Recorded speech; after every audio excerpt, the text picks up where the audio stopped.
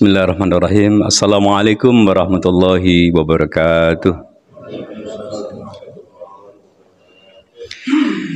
Innal hamdalillah nahmaduhu wa nasta'inuhu wa nastaghfiruh wa na'udzu billahi min syururi anfusina wa min sayyiati a'malina.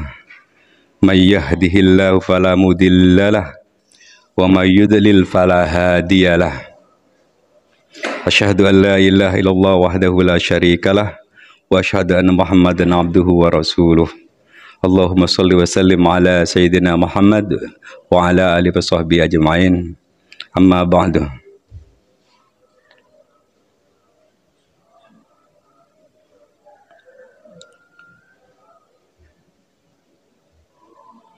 Hadirin jemaah salat subuh yang dimuliakan Allah, judul kuliah subuh 7 menit pada pagi hari ini izinkan kami untuk menghantarkan spektrum warna alam dan waktu sholat.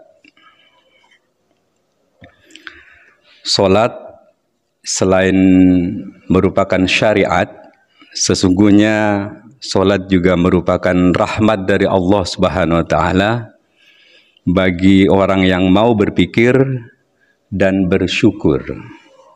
Sebagaimana Quran surat Ali Imran 190, A'udzubillahi minasyaitonir rajim.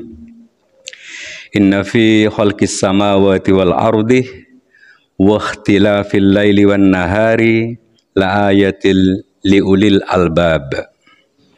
Sesungguhnya dalam penciptaan langit dan bumi dan pergantian malam dan siang terdapat tanda-tanda kebesaran Allah bagi orang yang berakal, orang yang berfikir.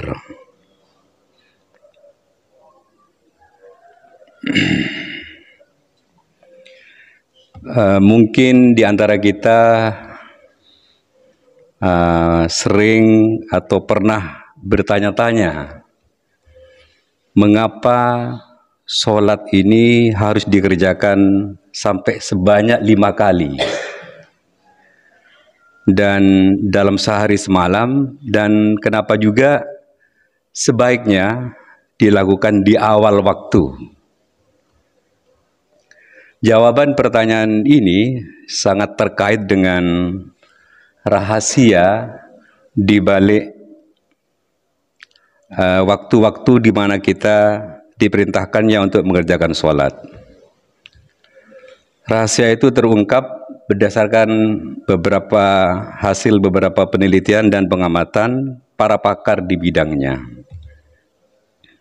Sesungguhnya setiap peralihan waktu sholat itu bersamaan dengan terjadinya perubahan energi alam. Dan perubahan energi alam itu dapat diukur serta dirasakan melalui perubahan warna alam. Jadi alam ini mengalami perubahan warna, dan perubahan warna alam itu bersamaan dengan peralihan waktu sholat dari duhur ke asar, asar ke maghrib, maghrib ke isya, isya ke subuh. Jadi sesungguhnya perubahan atau peralihan waktu sholat ini ternyata bersamaan dengan perubahan warna alam yang disebut dengan spektrum warna itu.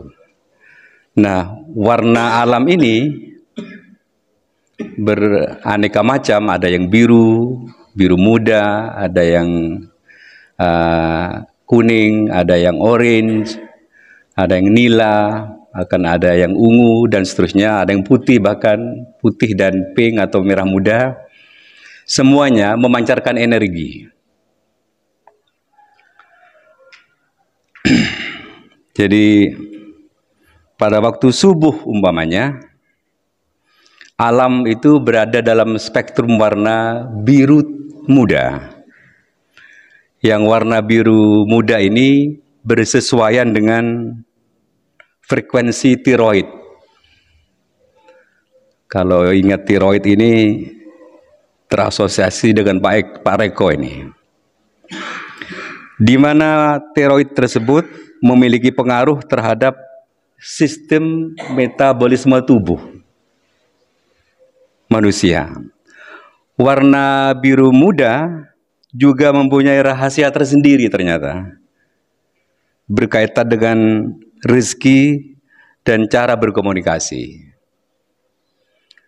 Jadi mereka yang masih tertidur pulas di waktu subuh akan menghadapi masalah rezeki dan komunikasi.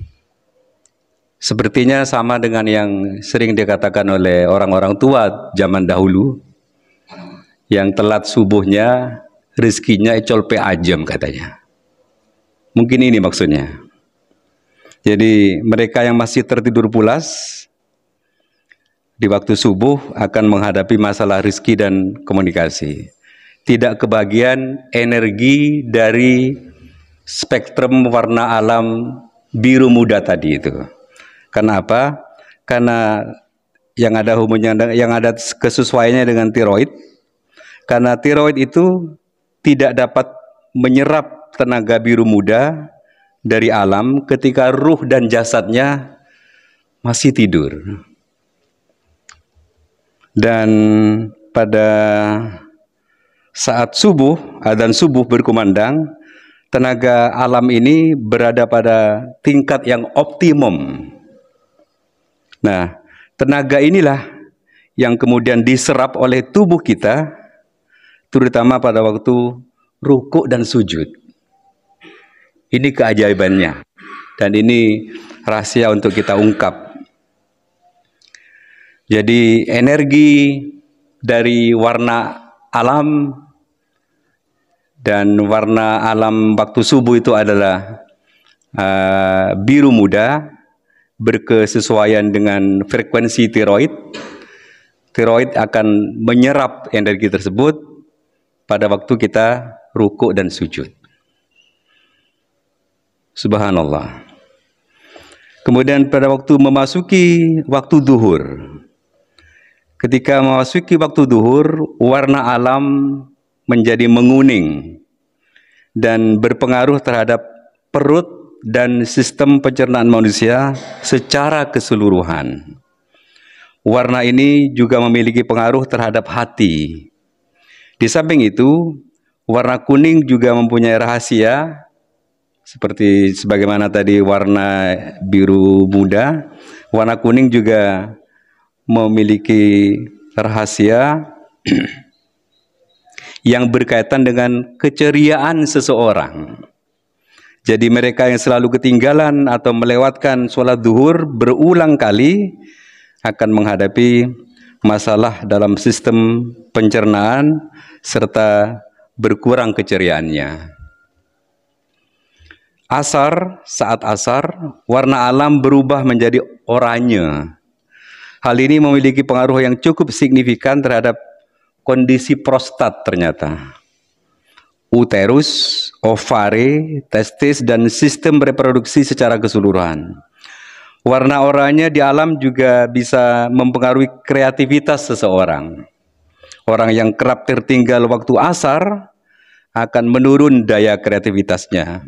Di samping itu, organ-organ reproduksi juga akan kehilangan energi positif dari warna alam oranye tersebut, karena gak dapat energinya. Menjelang maghrib, warna alam berubah menjadi merah. Pada waktu itu kita kerap mendengar nasihat orang tua kita agar tidak berada di luar rumah.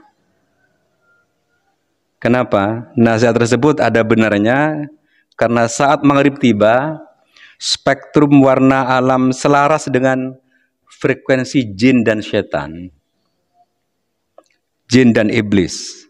Pada waktu ini jin dan iblis amat bertenaga karena mereka berresonansi atau ikut bergetar dengan warna alam. Mereka yang sedang berada dalam perjalanan sebaiknya berhenti sejenak dan mengerjakan sholat maghrib. Hal itu lebih baik dan lebih aman karena pada waktu ini banyak interferensi atau tumpang tindihnya dua atau lebih gelombang yang berfrekuensi sama atau hampir sama dan dapat menimbulkan fata morgana yang dapat merusak penglihatan kita. Isya, sedangkan ketika waktu Isya, alam berubah menjadi nila, yang selanjutnya menjadi gelap.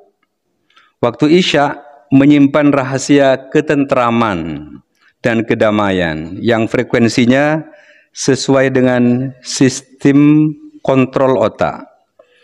Mereka yang kerap ketinggalan waktu Isya akan sering merasa gelisah. Ketika alam diselimuti kegelapan, kita dianjurkan untuk mengistirahatkan jiwa dan raga. Dengan tidur waktu itu, kondisi jiwa kita berada pada gelombang delta dengan frekuensi di bawah 4 Hz dan seluruh sistem tubuh memasuki waktu istirahat. Nah, yang tidak kalah pentingnya untuk kita ketahui di sini adalah selepas tengah malam, alam mulai bersinar kembali dengan warna putih, merah jambu, dan kemudian ungu. Perubahan warna ini selaras dengan frekuensi kelenjar pineal atau otak kecil, kelenjar pituitari bawah otak, talamus, dan hipotalamus. Maka kita sepatutnya bangun dari tidur pada waktu ini dan mengerjakan qiyamul lail. Nah, hadirin, ini baru sebagian kecil dari penjelasan seorang pakar, yaitu Profesor Riset Dr. Insinyur Haji Osli Rahman MC, MS, dalam bukunya The Science of Salat. Jadi kajian tentang ilmu pengetahuan tentang yang ada di dalam salat. Ia menguraikan secara luas tentang lautan hikmah salat menurut ilmu pengetahuan atau sains. Bahkan lebih jauh lagi, ia mengupas salat laksana sebagai suatu kesatuan utuh antara kesehatan, ibadah, rezeki, psikologi, dan lain sebagainya. Dengan dapatkan pengetahuan tentang ini, spektrum warna alam hubungannya dengan waktu salat, mudah-mudahan memberikan kita landasan yang lebih kuat lagi dan motivasi untuk apa kita melaksanakan sholat yang ternyata menghantarkan rahmat Allah Subhanahu wa Ta'ala pada kita semua, sehingga kita menjadi lebih termotivasi, lebih bersemangat, menjadi ringan untuk melaksanakan sholat, khususnya sholat 5 waktu dan kalau bisa qiyamul lail. Wallahu a'lam bishawab. Sekian, ihdinas shiratal mustaqim. Subhanakallahumma wabihamdika asyhadu an la ilaha illa anta astaghfiruka wa atubu ilaik. Wassalamualaikum warahmatullahi wabarakatuh.